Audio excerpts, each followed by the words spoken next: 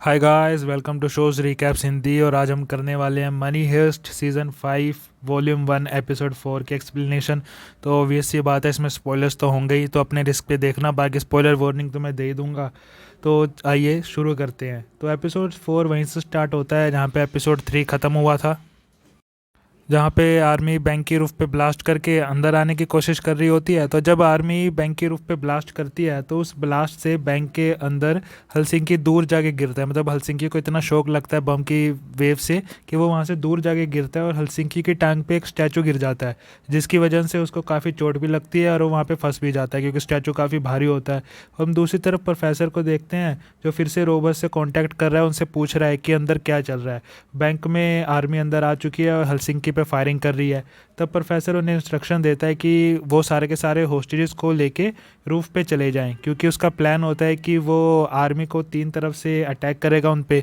और अगर रोबर्स बिना होस्टेजेस के रूफ पे जाते हैं तो पुलिस के जो से स्नाइपर्स हैं वो उन्हें मार देंगे। तो इसलिए वो ये प्लान बनाता है कि सारे के सारे होस्टेजेस को बैंक के रूफ पे लेके जाया जाए।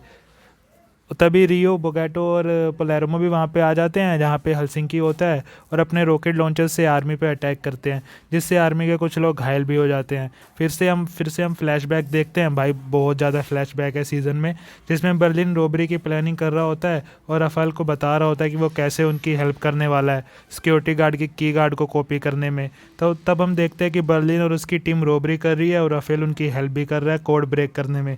तब बर्लिन और राफेल ओरिजिनल आइटम से, जो कि वाइकिंग्स का गोल्ड था, उसको ओरिजिनल आइटम से फेक आइटम से, मतलब ओरिजिनल आइटम की जगह फेक रख के उन्हें रिप्लेस कर देते हैं ताकि किसी को पता ना चले। तो तब बर्लिन बैग को, जो उस गोल्ड से भरे हुए बैग को पानी में फेंक देता है। मतलब कि वो जिसमें वो वाइकिंग्स का गोल्ड था, वो जहाँ पे जिसमें रखा था बर्लिन ने, वो उसे पानी में फेंक देता है, जिससे राफेल काफ़ी ज़्यादा गुस्सा हो जाता है। वो काफ़ी कुछ बोलने लगता है बर्लिन को कि हमने इतनी मेहनत से ये किया और तूने इसको ऐसे ही पानी में फेंक दिया। पर ये सब कुछ बर्लिन का प्लान होता है, क्योंकि उस पानी में जहाँ पे उसने फेंका होता है वहाँ पे पहले से बर्लिन का एक आदमी होता है जो कि सोने से भरे हुए बैग को ले लेता है। तो फिर हम प्रेजेंट में देखते हैं कि सारे के सारे रोबर्स मिलके हलसिंकी को बचाने की कोशिश कर रहे होते हैं। और बैंक के बाहर कर्नल टमायो बैंक में फ्रंट डोर से घुसने की प्लानिंग कर रहा होता है। तो वो उसने प्लानिंग की होती है कि सारे के सारे रॉबर्स हैं वो तो अभी आर्मी के साथ बिजी हैं, तो हम फ्रंट डोर से जाएंगे उन्हें पकड़ लेंगे।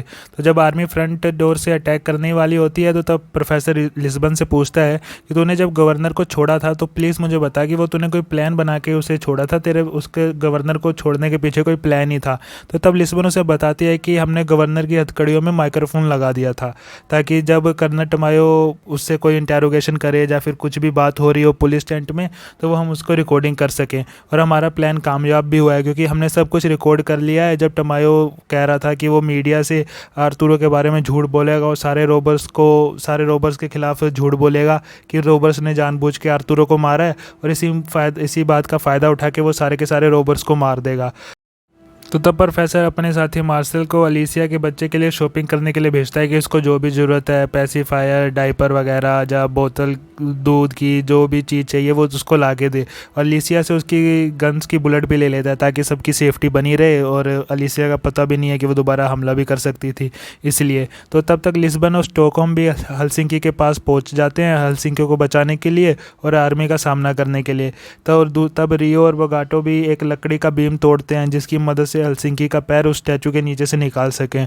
और दूसरी तरफ टोक्यो और डेनवर कुछ होस्टेजेस के साथ रूफ पे जाते हैं ताकि वो आर्मी के पीछे की तरफ से उन पे हमला कर सकें। फिर पलेर्मो, रियो और बोगाटो तीनों मिलके, जौन सा उन्होंने बीम तोड़ा था रियो और बोगाटो ने, उससे मिलके हलसिंकी की टांग को स्टैचू के नीचे से निकालते हैं। और जब बाहर पुलिस होती है वो फ्रंट डोर से बैंक के अंदर आने की तैयारी कर रही होती है, तो तब प्रोफेसर होता है वो कर्नल टमायो को कॉल करता है और उसे वो रिकॉर्डिंग सुनाता है। जब कर्नल ये कह रहा होता है कि वो सबको झूठ बोलेगा, मतलब पूरी मीडिया को झूठ बोलेगा आर्तुरो को कि रोबर्स ने मारा है, और ये भी कि अलीसिया के खिलाफ भी उसने झूठे सबूत दिए थे। तो तब प्रोफेसर उसे कहता है कि अगर अब कर्नल ने पुलिस को फ्रंट डोर से अंदर आने के लिए नहीं रोका तो वो सारी की सारी रिकॉर्डिंग्स लीक कर देगा। तब कर्नल बहुत ज़्यादा परेशान हो जाता है, तो पर फिर भी उसे तब रोकना ही पड़ेगा पुलिस को। भाई देखो, उसे अपनी जान तो बचानी है, अपनी बेइज्जती तो होने नहीं दे सकता। तो तब कर्नल पुलिस को अटैक करने से मना कर देता है। तो आर्मी का है जौन सी, वो अभी भी आर्तुरो दिख रहा है बा। वो इतनी ज़्यादा गिल्ट में है कि उसने आर्तुरो को गोली मारी थी कि वो अभी भी उसके दिमाग में आर्तुरो ही घूम रहा है और उसे जगह जगह पे आर्तुरो दिखाई देता रहता है। तो जो से बाकी रोबर्स होते हैं वो मिलके हेलसिंकी को उस स्टैचू के नीचे से निकाल के बाहर म्यूजियम में छुपा देते हैं। तब टोक्यो, डेनवर और मनीला आर्मी के पीछे से आके उन पर अटैक कर देते हैं। तो तब हम फ्लैशबैक में फिर से देखते हैं कि टोक्यो है वो नैरोबी से बात कर रही है कि उसने वो कि नैरोबी उसकी हेल्प कर रही है उसके बॉयफ्रेंड को बचाने के लिए, कि सारी की सारी गलती तो टोक्यो की थी, टोक्यो की वजह से रियो पकड़ा गया था और अब नैरोबी अपनी जान जोखिम में डाल के उसके बॉयफ्रेंड को बचाने में हेल्प कर रही है। पर हम बैंक में देखते हैं कि रोबर्ट्स ने आर्मी को चारों तरफ से घेरा हुआ है। तो तब मेयर सेगेस्टा कर्नल को कॉल करता है या कांटेक्ट करता है मेयर सेगेस्टा से और कहता है कि देख अपनी दूसरी टीम को बैंक के अंदर भेज दे, क्योंकि सारे के सारे रोबर्ट्स तो यहीं पर हैं हमारे साथ बिजी हैं, तो तू अब आराम से भेज सकता है अपनी सेकंड टीम को बैंक के फ्रंट डोर से। पर तब जो सा कर्नल होता है वो प्रोफेसर की वजह से मतलब डरा होता है कि प्रोफेसर के पास रिकॉर्डिंग है। तो तब उसे कर्नल कह देता है कि देख कोई भी दूसरी टीम अंदर नहीं आने वाली है। तो ये सुन के मेजर सेगेस्टा बहुत ज़्यादा गुस्सा भी हो जाता है और सोचता है कि अब वो अकेला इन रोबर्स का सामना कर लेगा। तो तब रोबर्स होता है जो उनसे पलेर्मो, तो वो सेगेस्टा को कहता है कि तेरे पास 10 सेकंड है सरेंडर करने के लिए, अगर तूने 10 सेकंड में सरेंडर नहीं किया तो हम तुम पे अटैक कर देंगे या फिर ऐसा ही।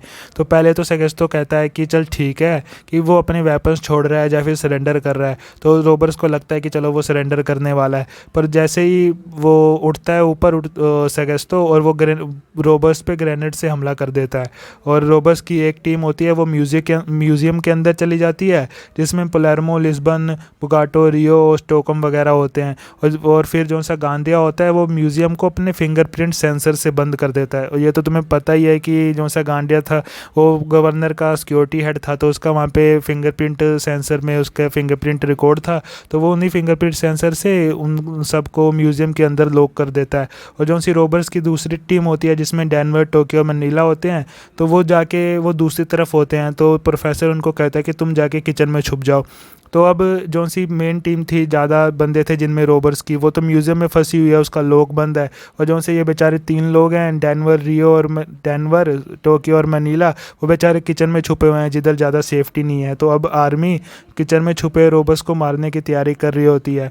पर वो इतना आसान तो होने नहीं वाला भाई, ये अंदर प्रोफेसर का दिमाग भी है और टोक्यो भी है, पागल डेनवर वो भी हैं, तो वो कुछ तो करेंगे ही। पर यहीं पे एपिसोड 4 ख़त्म होता है।